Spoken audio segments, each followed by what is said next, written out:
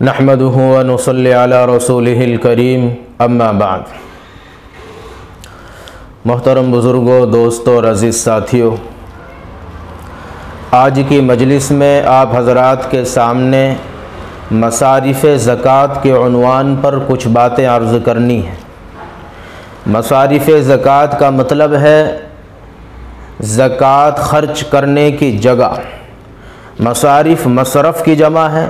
جس کے معنی آتے ہیں خرچ کرنے کی، صرف کرنے کی جگہ، مقام اور موقع۔ لہذا وہ جگہیں جہاں پر زکوٰۃ خرچ کی جائیں گی، وہ لوگ جن کو زکوٰۃ کی رقم دی جائے گی، ان لوگوں کو اور ان مقامات کو اور ان جگہوں کو مصارف زکوٰۃ اور مصرف زکوٰۃ کہا جاتا ہے۔ تو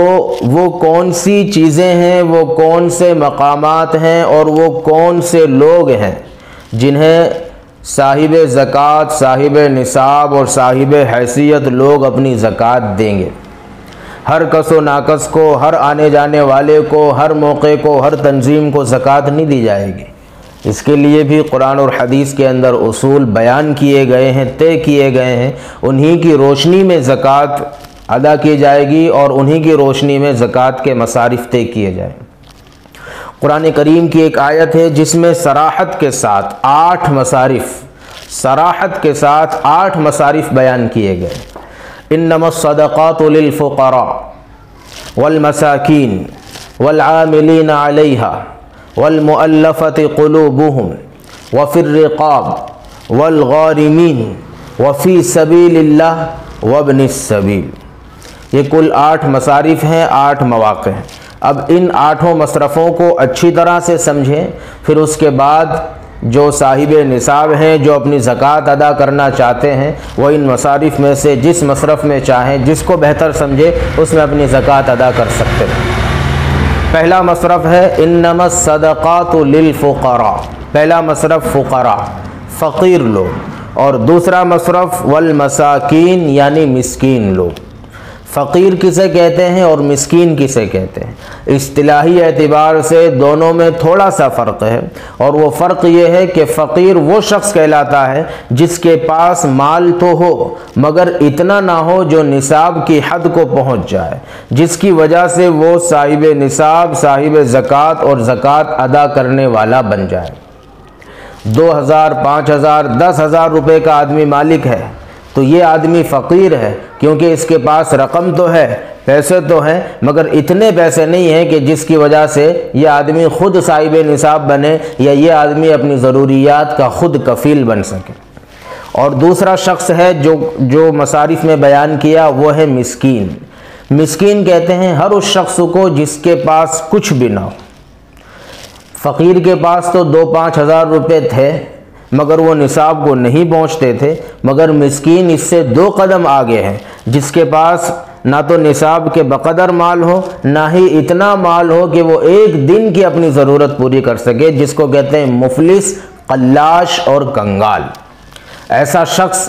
اصطلاح شرع میں اور مصارف زکوٰۃ میں مسکین کہلاتا ہے۔ لہذا فقیر بھی مصرف زکوٰۃ ہے، یعنی اس کو بھی زکوٰۃ دی جائے گی، اور مسکین بھی مصرف زکوٰۃ ہے، اس کو بھی زکوٰۃ دی جائے گی۔ تیسرا نمبر للفقراء والمساکین والعاملین علیہا۔ تیسرا مصرف وہ لوگ جو حکومت کی طرف سے اور امیر المؤمنین کی طرف سے مسلمانوں کی اور مالداروں کی اور صاحب نصاب لوگوں کی زکوٰۃ کو جمع کرنے اور بیت المال میں جمع کرنے پر مقرر کیے گئے، مامور کیے گئے، طے کیے گئے، ایسے لوگ عاملین کہلاتے ہیں۔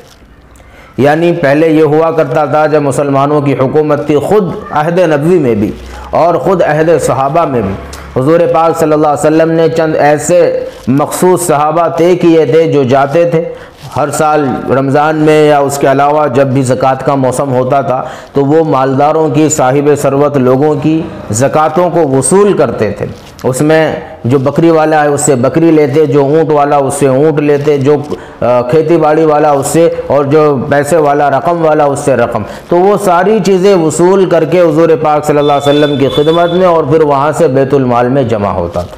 یہ کام جو کرنے والے لوگ ہیں یہ عاملین کہلاتے ہیں، اور ان لوگوں کو زکوٰۃ دینا جائز ہے۔ جو 8 مصارف بیان کیے گئے، جن میں سے کچھ مصارف اور آگے آنے والے ہیں، ان 8 میں سے صرف ایک مصرف عاملین کا مصرف ایسا ہے جو غیر مستحق ہونے کے باوجود زکوٰۃ حاصل کرتا ہے اور اس کو زکوٰۃ دینا جائز۔ باقی جو 7 مصارف ہیں سب کے سب مستحقین زکوٰۃ میں شامل ہیں۔ صرف عاملین یعنی وہ لوگ جو اپنا وقت نکال کے، جو اپنے کام کاج کو چھوڑ کے محض اس کام کے اندر لگتے ہیں کہ وہ لوگوں کی، صاحب حیثیت لوگوں کی زکوٰۃوں کو وصول کر کے امیر المومنین کے پاس، خلیفۃ المسلمین کے پاس اور بیت المال میں جمع کرتے ہیں، ایسے لوگوں کو اجرت، ایسے لوگوں کو معاوضہ اور ان کا حق الخدمت خود زکوٰۃ کی رقم سے دینا جائز ہے۔ پھر ایک سوال یہ ہوگا کہ کتنی رقم دی جائے گی؟ تو یہ امیر المؤمنین کی اور بیت المال کے ذمہ داروں کی ثواب دید پر موقوف ہے، اور ساتھ ہی ساتھ عاملین کی محنت پر، ان کے وقت دینے پر اور ان کی محنت پر، مشقت پر موقوف ہے۔ جتنی زیادہ عاملین کی طرف سے محنت ہوگی، زکوٰۃ کی وصولیابی ہوگی، جتنا وہ اپنا وقت خرچ کریں گے اس کے حساب سے ان کا حق الخدمت، ان کا معاوضہ خود زکوٰۃ سے جو وصول ہوئی ہے اسی میں سے دینا جائز ہوگا۔ اب یہ جو مصرف ہے عاملین کا آج کے دور میں ہمارے دیار میں اور ہمارے علاقے میں معمول بہا نہیں ہے، یعنی اس مصرف پر عمل نہیں ہوتا۔ کیوں؟ کیونکہ اب کوئی امیر المومنین نہیں، اب کوئی خلیفۃ المسلمین نہیں، اب کوئی مسلمانوں کی حکومت نہیں، اور نہ ہی پرانا طرز پر کوئی بیت المال ہے، جس کی وجہ سے یہ والا مصرف یعنی عاملین والا مصرف معمول بہا نہیں ہے۔ لہذا بعض لوگوں نے آج کل جو مدارس کے سفراء نکلتے ہیں اور مدارس کا چندہ وصول کرتے ہیں، اس مصرف پر ان لوگوں کو قیاس کر لیا اور یہ کہہ دیا کہ چونکہ گزشتہ دور کے عاملین ختم ہو گئے اسلامی حکومت کے مفقود ہونے کی وجہ سے اور بیت المال کے منظم اور سسٹمیٹک نہ ہونے کی وجہ سے، لہذا آج کل جو رفاہی تنظیمیں ہیں یا جو اسلامی مدارس ہیں ان کے چندوں کے لیے جو لوگوں کو طے کیا جاتا ہے اور لوگ جو جا کر کے ان کے لیے صاحب نصاب لوگوں سے چندے وصول کرتے ہیں، زکاتیں وصول کرتے ہیں، پھر مدارس میں لا کے، تنظیم میں لا کے جمع کرتے ہیں، تو ایسے لوگ بھی عاملین علیہا میں شامل ہوں گے۔ لہذا ان لوگوں کو بھی زکوٰۃ کی رقم سے اجرت دینا، تنخواہ دینا، پگار دینا، پیسے دینا جائز ہوگا۔ یہ کچھ لوگوں کا نظریہ ہے، مگر یہ بالکل غلط ہے، اور عاملین کو سفراء مدارس پر منطبق کرنا بالکل غلط ہے۔ کیوں غلط ہے؟ کیونکہ یہ جو عاملین ہوا کرتے تھے یہ سب کے سب فقراء کے وکیل ہوتے تھے۔ فقیر لوگ ان کو وکیل بناتے تھے کہ آپ جائیں اور جا کر کے صاحب حیثیت لوگوں سے ہمارا حق وصول کر کے لائیں۔ لیکن یہ جو آج مدارس کے سفراء ہیں، یہ سفراء فقراء کے نہیں بلکہ اغنیاء کے، صاحب زکوٰۃ اور صاحب نصاب لوگوں کے وکیل ہوتے ہیں۔ یہ فقیروں کے وکیل نہیں ہوتے۔ کوئی فقیر ان سے نہیں کہتا کہ جاؤ اور جا کر کے ہماری زکوٰۃ وصول کرے، اور نہ ہی مدارس کے طلباء کہتے ہیں، بلکہ جن لوگوں کے پاس یہ زکوٰۃ لینے کے لیے جاتے ہیں وہ اپنی زکوٰۃ کا انہیں وکیل بناتے ہیں۔ لہذا اغنیاء اور مالداروں کا وکیل ہونا یہ اس بات کی طرف اشارہ کرے گا کہ اس رقم کو محض مصرف زکوٰۃ ہی میں خرچ کیا جائے، غیر مصرف زکوٰۃ میں یا صاحب حیثیت شخص کی تنخواہ میں، صاحب نصاب آدمی کی تنخواہ میں اس رقم کو خرچ نہیں کیا جائے۔ لہذا جو مدارس والے والعاملین پر سفراء مدارس کو قیاس کرتے ہیں اور اسی زکوٰۃ کی رقم سے سفیر مدرسے کے سفیروں کو بغیر کسی تملیغ کے، بغیر کسی حیلے کے اور بغیر اس رقم کو ادھر ادھر کیے ہوئے بعینی ہی زکوٰۃ کے مد سے ان لوگوں کو تنخواہ دیتے ہیں یا ان لوگوں کو معاوضہ دیتے ہیں یا بطور انعام رقم دیتے ہیں، یہ بالکل جائز نہیں ہوگا۔ یہ والعاملین پر منطبق نہیں ہوتے سفراء مدارس۔ یہ ہو گئے 3 مصرف، اور چوتھا مصرف ہے والمؤلفۃ قلوبہم، وہ لوگ جن کی دلجوئی کے لیے، جن کی تالیف قلب کے لیے اور جنہیں اسلام پر پختہ اور مضبوط کرنے کے لیے زکوٰۃ دی جائے۔ اس مصرف کو سمجھنے میں بھی بہت سارے لوگوں کو اور کچھ علماء کو بھی غلطیاں ہو گئی۔ کچھ علماء کو یہ غلطی ہو گئی ہے کہ مؤلفۃ القلوب یعنی وہ لوگ جن کی تالیف قلب کے لیے، جن کی دلجوئی کے لیے زکوٰۃ دی جائے۔ حضور پاک صلی اللہ علیہ وسلم کے زمانے میں کچھ لوگ یہ کہتے ہیں کہ جو کافر ہوتے تھے، جو غیر مسلم ہوتے تھے، جو یہودی اور عیسائی ہوتے تھے، جن کی طرف سے حضور کو، صحابہ کو اور اسلام کو ایذا اور تکلیف اور نقصان پہنچنے کا اندیشہ ہوتا، ایسے لوگوں کو حضور زکوٰۃ کی رقم دے دیتے تھے تاکہ وہ لوگ مسلمانوں کو اپنا ہمدرد سمجھ کر مسلمانوں کو تکلیف نہ پہنچائیں۔ یا پھر وہ لوگ جو نئے نئے مسلمان ہو کے آتے تھے اور ان لوگوں کے اسلام میں پیر ڈگمگاتے تھے، متزلزل ہوتے تھے، وہ مضبوطی سے اسلام پر کھڑے نہیں ہو پاتے تھے مالی حیثیت کے کمزور ہونے کی وجہ سے، تو پھر حضور ایسے لوگوں پر زکوٰۃ کا حکم دیتے تھے کہ اپنی زکاتیں ایسے یعنی نو مسلم لوگوں پر خرچ کرو، تاکہ جب ان کی مالی امداد ہوگی، مالی تعاون ہوگا تو ان لوگوں کے قدم اسلام پہ جم جائیں۔ یہ کچھ لوگوں کا خیال ہے، لیکن تفسیری کتابوں سے، احادیث کے مطالعے سے یہ بات کھل کے سامنے آ جاتی ہے کہ حضور پاک صلی اللہ علیہ وسلم کے زمانے میں جتنے بھی غیر مسلموں کو رقم دی گئی، ان میں سے کسی غیر مسلم کو زکوٰۃ کی رقم نہیں دی گئی۔ کچھ لوگ جو یہ کہتے ہیں کہ زکوٰۃ کی رقم سے ان کا تعاون کیا جاتا تھا، پھر جب صحابہ کا دور آیا تو صحابہ کے دور میں چونکہ اسلام پھیل چکا تھا، پھول چکا تھا، اور کافروں سے اور مشرکوں سے اسلام کو اور ارباب اسلام کو کوئی خطرہ نہیں تھا، لہذا بعد میں اس مصرف کو بند کر دیا گیا۔ اب کسی غیر مسلم کو اور کسی کافر کو زکوٰۃ نہیں دی جاتی تھی، لہذا والمؤلفۃ قلوبہم کا جو مصرف ہے یہ منسوخ ہو چکا ہے۔ تو کچھ علماء نے اس مصرف کے منسوخ ہونے کا حکم بھی لگایا ہے، اور اس کے پیچھے وجہ یہی بیان کی کہ حضور کے دور میں جو علت اور حکمت تھی وہ تھی اسلام کو پھیلانے کی اور اسلام کو کافروں کی تکلیف سے بچانے کی۔ جب وہ علت اور حکمت دور صحابہ میں ختم، لہذا یہ مصرف زکوٰۃ بھی ختم۔ مگر جمہور علماء کا یہ نظریہ ہے کہ حضور کے دور میں جن غیر مسلموں کو رقم دی گئی، مال دیا گیا، ان میں سے کسی غیر مسلم کو زکوٰۃ کی رقم نہیں دی گئی۔ بیت المال میں محض زکوٰۃ جمع نہیں ہوتی تھی، بیت المال میں غنیمت کا مال بھی آتا،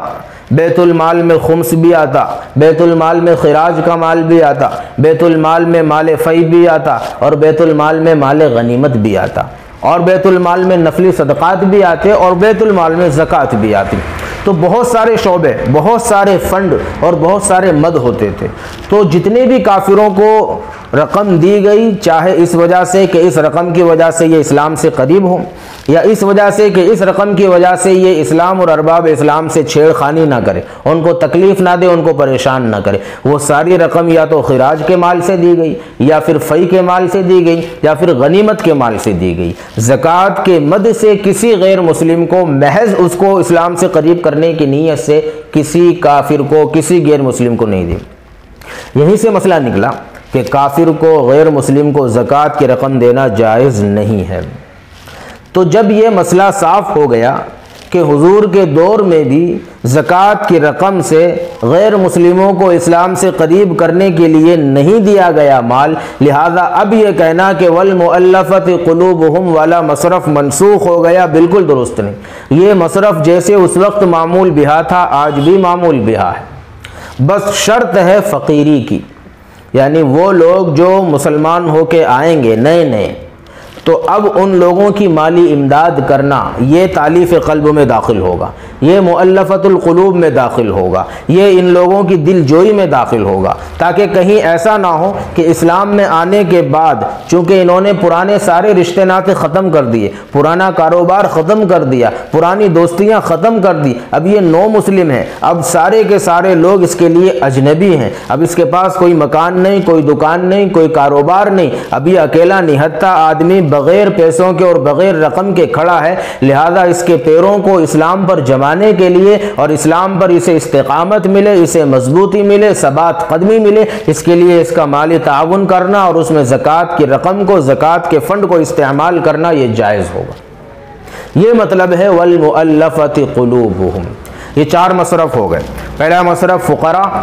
دوسرا مصرف مساکین، تیسرا مصرف عاملین زکوٰۃ وصول کرنے والے لوگ، اور چوتھا مصرف نو مسلم جو اسلام قبول کر لیتے ہیں، ان کی تالیف قلب کے لیے ان پر زکوٰۃ کی رقم کو خرچ کرنا۔ آگے کے جو چار مصرف آ رہے ہیں، ان چار مصرفوں میں اللہ تعالیٰ نے تعبیر بدلی۔ شروع کے 4 مصرفوں میں الف لام استعمال ہوا، للفقراء والمساکین والعاملین والمؤلفہ، الف لام استعمال ہوا۔ بعد کے 4 مصرف میں الف لام نہیں بلکہ لفظ فی استعمال ہوا، وفی الرقاب والغارمین وفی سبیل اللہ وابن السبیل، لفظ فی۔ اس میں حکمت کیا ہے؟ مفسرین کرام لکھتے ہیں کہ اس کا مطلب یہ ہوا کہ بعد کے جو 4 مصارف ہیں یہ پہلے کے 4 مصارف سے زیادہ اعلیٰ، اولیٰ اور افضل ہیں زکوٰۃ کے ادا کرنے میں، یعنی بعد کے 4 مصارف میں زکوٰۃ کی رقم زیادہ استعمال کرنی چاہیے پہلے 4 مصارف کے مقابلے میں۔ لفظ فی جو ظرف کے لیے آتا ہے یہ بتاتا ہے کہ یہ 4 مصارف زکوٰۃ کے اعتبار سے زیادہ حقدار۔ وہ 4 مصارف کون سے آخر کے؟ پہلا ہے وفی الرقاب، غلاموں کو آزاد کرنے میں۔ ایک آدمی کسی شخص کا غلام ہے، اس کے مالک نے اپنے غلام سے کہہ دیا تو مجھے 10,000 روپے لا کے دے دے، میں تجھے آزاد کر دوں گا۔ اب وہ 10,000 روپے لانے کے لیے در در کی ٹھوکریں کھا رہا ہے، کبھی اس کے یہاں مزدوری کر رہا ہے، کبھی اس کے وہاں مزدوری کر رہا ہے۔ ایسے شخص کو 10,000 روپے دے دینا زکوٰۃ میں سے، اس نیت سے کہ یہ آدمی یہ رقم لے جا کے اپنے مالک کو دے دے گا اور اس کا مالک اس کو آزاد کر دے گا، اس مصرف کے اندر رقم کو خرچ کرنا اور غلام کو آزادی دلانا یہ بہترین مصرف ہے، یہ پہلا۔ اور دوسرا مصرف ہے والغارمین، مقروض لوگوں پر خرچ کرنا۔ وہ آدمی جو مقروض ہے، جس نے کسی سے قرضہ لیا ہے، جس نے کسی سے دین لیا ہے اور اب وہ اس کے ادا کرنے پر قادر نہیں ہے اور اس کی ادائیگی کا وقت ہو چلا ہے، تو ایسے شخصوں کو اس کی گردن کو قرضے سے ہٹانے کے لیے، آزاد کرانے کے لیے اس کی مالی مدد کرنا زکوٰۃ کی رقم سے یہ جائز۔ شرط یہ ہے کہ وہ فقیر ہو، شرط یہ ہے کہ اس کے پاس اتنی رقم نہ ہو کہ وہ صاحب نصاب بن جاتا ہو، یا ہو تو پھر زکوٰۃ تو قرضے کی رقم اتنی ساری ہو کہ اس کی نصاب کی رقم سے بڑھ جاتی ہو اور جب اس کو مائنس کیا جائے تو اس کے پاس کچھ نہ بچتا ہو۔ لیکن اس میں ایک چیز بہت خیال رکھنے کی اور سمجھنے کی ہے، اور وہ یہ ہے کہ آج کل ہمارے یہاں جو مقروض پائے جاتے ہیں، جو قرضوں میں اور دیووں میں ڈوبے ہوئے لوگ پائے جاتے ہیں، وہ 2 قسموں کے ہوتے ہیں۔ ایک مقروض وہ ہوتا ہے جس نے جائز قرضہ لیا ہے، اپنی ضرورت پوری کرنے کے لیے، اپنا مکان بنانے کے لیے، یا اپنا کاروبار صحیح کرنے کے لیے، یا بیماری میں علاج کرانے کے لیے جس نے قرضہ لیا ہے، یہ جائز قرضہ ہے۔ دوسرا مقروض وہ ہے جس نے ناجائز کام کے لیے قرضہ لیا ہے، کسی نے شراب پینے کے لیے قرضہ لیا، کسی نے زنا کرنے کے لیے، کسی نے شادی بیاہ میں فضول خرچی کرنے کے لیے اور بیجا رسم و رواج کو انجام دینے کے لیے قرضہ لیا ہے، تو یہ دوسری شکل کے قرضے میں زکوٰۃ کی رقم استعمال نہیں کی جائے گی۔ پہلا جو مدیون ہے جس نے جائز قرضہ لیا ہے، ہاں اس کی تحقیق کرنی پڑے گی زکوٰۃ ادا کرنے والے کو کہ اس کا قرضہ جائز تھا یا ناجائز تھا، اس نے جوا کھیلنے کے لیے قرضہ لیا تھا، یا اس نے جو ہے شراب پینے کے لیے قرضہ لیا تھا، یا اس نے شادی میں ڈی جے بجانے کے لیے قرضہ لیا تھا، یا اس نے معاشرے کو خوش کرنے کے لیے بیجا رسومات کا انعقاد کرنے کے لیے قرضہ لیا تھا، یا پھر اس کا قرضہ جائز تھا۔ اگر جائز قرضے والا مقروض ہے تو پھر اس کی مدد کرنا زکوٰۃ کی رقم سے جائز ہے، بلکہ اعلیٰ اور افضل ہے۔ لیکن اگر وہ 2 نمبر والا ہے، یعنی اس نے ناجائز کاموں کے لیے قرضہ لیا ہے، تو پھر اس کو اس کے حال پہ چھوڑ دیا جائے گا، اس کی مدد نہیں کی جائے گی۔ یہ 2، پہلا ہے غلاموں کو آزاد کرنا اور دوسرا ہے قرض داروں کو قرضوں سے نجات دلانا زکوٰۃ کی رقم سے۔ وفی سبیل اللہ، اور تیسرا مصرف ہے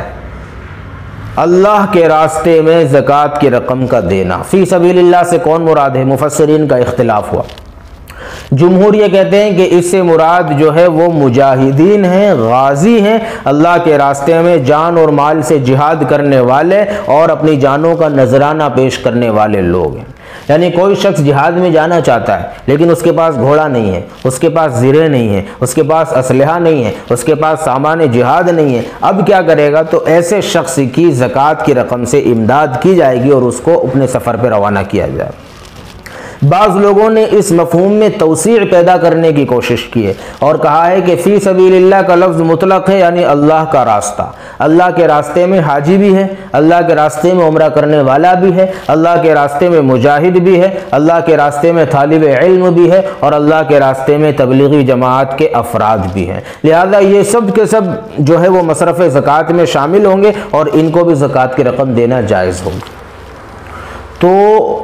جمہور فرماتے ہیں کہ اس میں اتنی زیادہ توسیع کر دینا اور سارے کے سارے لوگوں کو فی سبیل اللہ میں شامل کر دینا یہ جائز نہیں۔ حدیث سے اس کا مصداق طے کیا جائے گا۔ حدیث سے مصداق طے ہو چکا ہے کہ اس سے مراد غازی ہے، اس سے مراد مجاہد ہے، لہذا اور لوگوں کو اس لفظ کے عموم کی وجہ سے حدیث کے علاوہ لوگوں کو شامل کرنا یہ قرآن کریم کے ساتھ زیادتی ہوگی، لہذا ان لوگوں کو شامل نہیں کیا جائے گا۔ ہاں، اللہ کے راستے میں جو طلبہ ہیں، جو مدارس کے اندر تعلیم حاصل کرتے ہیں، ایسے لوگ فی سبیل اللہ میں شامل ہو جائیں گے اور ایسے لوگوں پر زکوٰۃ کی رقم خرچ کرنا جائز ہو جائے گا، مگر شرط آ جائے گی فقر کی۔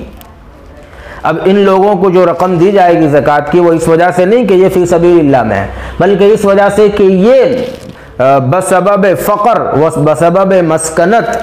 مصرف زکوٰۃ کے اندر شامل ہے، لہذا ان پر زکوٰۃ کی رقم خرچ کی جائے۔ اور آٹھواں اور آخری مصرف ہے وابن السبیل، مسافر۔ ایک آدمی شرعی مسافر ہے، 77 کلومیٹر 77 یا اس سے زیادہ کا اگر کوئی آدمی سفر کرتا ہے اور اپنے علاقے کو چھوڑ کے دوسرے علاقے میں چلا جاتا ہے، اب وہ اپنے گھر پہ مالدار ہے، صاحب نصاب ہے، لاکھوں کا مال ہے اس کے پاس، لیکن سفر میں وہ ایک مخصوص رقم لے کے چلا ہے اور دوران سفر وہ رقم اس کی ختم ہو گئی۔ اب اس کو اپنے گھر تک پہنچنا ہے، اپنی منزل تک پہنچنا ہے، سفر کی دیگر چیزوں کو پورا کرنا ہے، لیکن اس کے پاس پیسے نہیں ہیں۔ اب کیا کیا جائے گا؟ زکوٰۃ کی رقم سے اس مسافر کی مدد کی جائے گی، چاہے یہ مسافر اپنے گھر میں مالدار ہے، چاہے یہ مسافر اپنے گھر پہ کاروباری ہے، مگر دوران سفر یہ فقیر ہے، دوران سفر یہ صاحب یہ مستحق ہے، یہ مستحق کے زکوٰۃ ہے، لہذا اس مسافر کی زکوٰۃ کی رقم سے مدد کرنا جائز ہوگا۔ کل 8 مصارف ہو گئے۔ نمبر 1 فقیر، نمبر 2 مسکین، نمبر 3 زکوٰۃ کے وصول کرنے والے، نمبر 4 نئے اسلام قبول کرنے والے، اور نمبر 5 غلاموں کو آزاد کرانے میں، اور نمبر 6 مقروض کے قرضوں کی ادائیگی میں، اور نمبر 7 اللہ کے راستے میں نکلنے والوں میں، اور نمبر 8 مسافروں میں۔ ان 8 لوگوں کو زکوٰۃ کی رقم دینا جائز ہے، یہ قرآن کریم سے ثابت ہے، لہذا جو بھی صاحب نصاب، صاحب حیثیت اور اغنیاء قسم کے لوگ ہیں جن کو اللہ نے مال و دولت کی نعمت سے سرفراز فرمایا ہے، وہ ان مصارف میں سے اپنے اپنے مصرف کا انتخاب کریں، اور جو مصارف زیادہ بہتر ہوں، زیادہ اعلیٰ ہوں، زیادہ افضل ہوں، ان مصارف کو زکوٰۃ کی ادائیگی کے لیے منتخب کریں۔ اللہ تبارک و تعالی ہم سب کو کہنے سننے سے زیادہ عمل کی توفیق عطا فرمائے۔